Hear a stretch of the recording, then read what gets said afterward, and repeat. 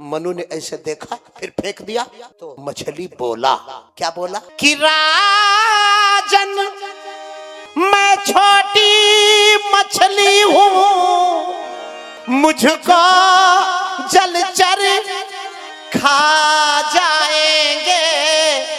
तो राजा बोले चाहते क्या हो आप? तो मछली बोला निर्भय जीवन पा जाऊंगी। अरे राजन यदि मुझे बचाएंगे, निर्भय जीवन पा जाऊंगी। राजन यदि मुझे बचाएंगे, निर्भय जीवन पा जाऊंगी। मुझे बचाओगे, निर्भय जीवन पा जाऊंगी। अरे नरेश, अपने कमंडल में ले लो, मुझे अपनी कुटिया में ले चलो। राजा ने जल्दी फिर उस मछली को भर लिया, अपने कमंडल में आए। रात बीती नहीं कि उस मछली की पूंछ कमंडल में से फड़ फड़ फड़ फड़ ऐसे बाहर फड़फड़ा रही थी। राजा बोले हैं अभी तो तुम कल इतने बड़े थे, आज कमंडल के बाहर क्या खा लिया भाई रात भर में? अरे मछली बोला ज्यादा पूछताछ मत करो, हमको बहुत बड़े घड़े में डालो। राजा ने मछली को निकाल के घड़े में डाल दिया। एक दिन बीता नहीं कि उसकी पूंछ घड़े के बाहर भी फड़ फड़ फड़ फड़। राजा बड़े परेशान हुए। अरे बोले कौन हो भैया, तुम अभी परसों तो तुमको लेके आए। मछली बोला ये सब पूछने का समय नहीं है, मुझे निकाल के सामने वाले तालाब में डालो।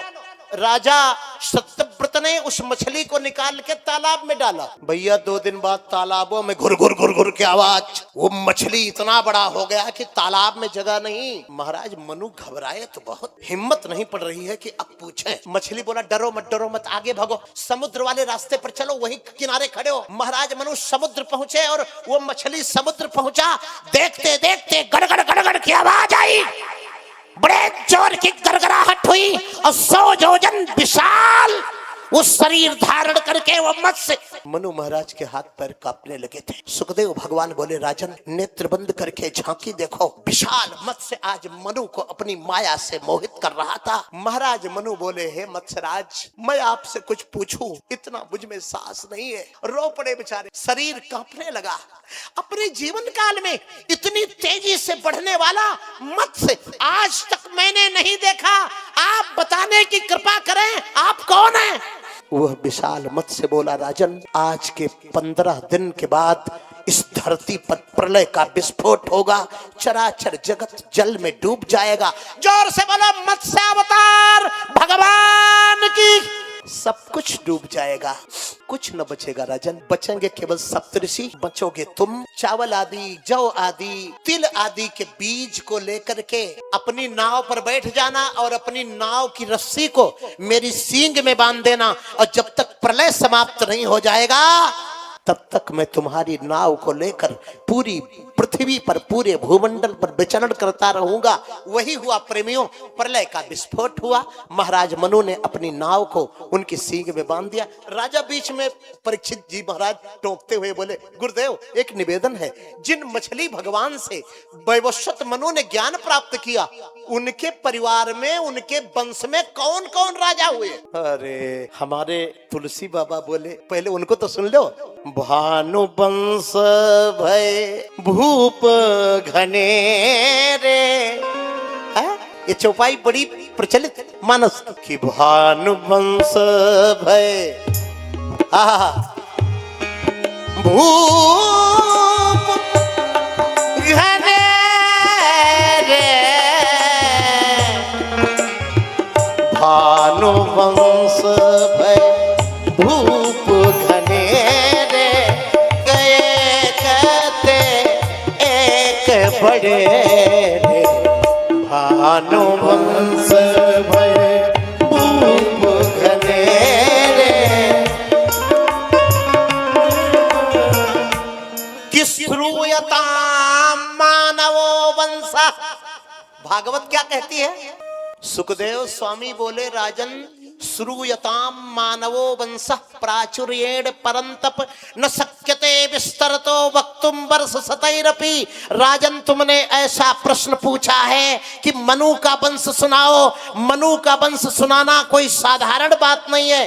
100 साल भी लग जाएंगे। वर्ष सतई रपी, तो क्या 100 साल लग जाएंगे तो हम लोग सुनाओ ही ना। अरे नहीं, 100 साल 100 सेकंड सही। हाँ भाई, 100 साल लगेंगे तो नहीं सुना सकते। चलो 100 सेकंड में थोड़ा प्रयास हम भी करते हैं सुनाने का। आइए, राजा परीक्षित को शुक्राचार्य भगवान ने मनु का वंश सुनाया और उसका 1000वां हिस्सा से भी कम मैं आपको सुनाने का प्रयास कर रहा हूं। उन्होंने जैसा सुनाया वैसा तो हम 7 जन्मों में नहीं सुना सकते, लेकिन कुछ तो सुनाने का प्रयास कर रहे हैं। महापुरुष यहाँ भी बैठे हैं, आशीर्वाद दें। ये मेरी संशोधित मेरे द्वारा वंशावली है। लिखा तो सब ग्रंथों में है, लेकिन लाइन से नहीं लिखा है। इसको हमने सेटिंग की, इसको हमने क्रम से बिठाया।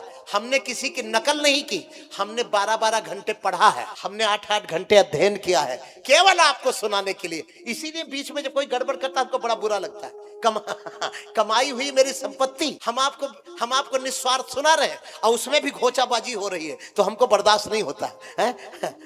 हमको अखियों से गोली मारे वाली तर्ज पर भजन गाने वाले वक्ता नहीं है। हम बीच बीच में संगीत का सहारा जरूर लेते हैं। नारद जी महाराज का आदेश है, लेना चाहिए, लेकिन कथा की प्रधानता होनी चाहिए, ग्रंथों की प्रधानता होनी चाहिए। आइए, मनु का वंश सुनाने का प्रयास मैं भी आपको करता हूं। महाराज श्री का विशेष आदेश था हमारे महंत श्री राम लखन दास जी का कि सूर्य वंश और चंद्र वंश दोनों विस्तार से सुनाना।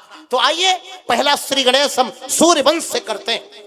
भगवान नारायण की नाभि से कमल निकला, कमल से निकले ब्रह्मा, ब्रह्मा के पुत्र मरीच हुए, मरीच के पुत्र कश्यप हुए, कश्यप के विवस्वान हुए, विवस्वान के श्राद्ध देव मनु हुए, मनु के पुत्र इक्ष्वाकु हुए, इक्ष्वाकु के काकुत्स, काकुत्स के अनैना, अनैना के पुत्र विश्वरंध्र, विश्वरंध्र के चंद्र, चंद्र के पुत्र सावत्स, सावत्स के बृहदास, बृहदास के कुबलयास, कुबलयास के मानधाता हुए, मानधाता के अनरण्य, अरण्य के त्रिशंकु, त्रिशंकु के पुत्र हरिश्चंद्र हुए, हरिश्चंद्र के पुत्र रोहित, रोहित के पुत्र हरित, हरित के पुत्र बाहुक, बाहुक के पुत्र महाराजा सगर हुए, सगर के पुत्र असमंजस, असमंजस के पुत्र अंशुमान, अंशुमान के पुत्र महाराजा दिलीप, और महाराजा दिलीप के पुत्र गंगा को पृथ्वी पर लाने वाले हमारे अयोध्या के राजा भगीरथ हुए, भगीरथ के पुत्र श्रुत, श्रुत के सौदास, सौदास के सुदास, सुदास के अस्मक, अस्मक के मूलक, मूलक के दशरथ, दशरथ के एडविड, एडविड के विश्वसा, विश्वसा के खटवांग। 2 दशरथ हुए हैं अयोध्या में। एडविड, एडविड के विश्वसा, विश्वसा के पुत्र खटवांग, खटवांग के दीर्घबाहु, दीर्घबाहु के पृथुश्रवा, पृथुश्रवा के पुत्र महाराजा रघु हुए, और रघु के पुत्र महाराज अज, अज के पुत्र महाराज दशरथ, और दशरथ के पुत्र भगवान श्री राम। बोलो राजा रामचंद्र भगवान की। श्रीमद् भागवत के 9वें स्कंद के 10वें अध्याय के 4थे श्लोक में, नोट कर लीजिए, भागवत में देखिएगा। 10वें अध्याय के 4थे श्लोक में गुरवरथे तक्तराज्यौ विचरदन वनम पद्म पदभ्याम प्रियाया पाण स्पर्शा क्षमाभ्याम मृजुत पथरुजो यो हरिंद्रानुजाभ्याम वैरूप्याक्षुर्पणाख्यो प्रिय विरहरुषा रोपित भ्रूभजम्भ्रस्त्रप्ताब्दिरबद्ध सेतु खलदव दहना कौशलेन्द्र ओतान्ना। बोलो अयोध्या धाम की।